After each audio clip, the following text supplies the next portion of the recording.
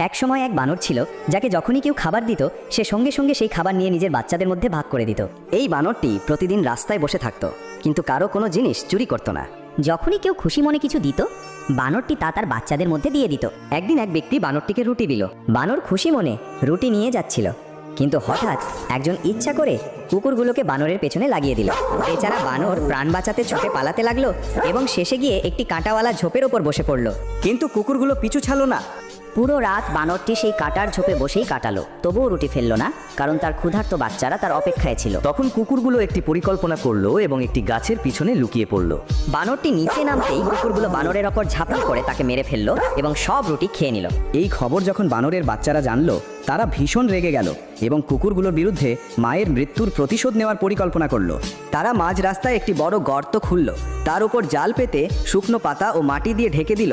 তারপর গর্তের উপরে মাংসের টুকরো রেখে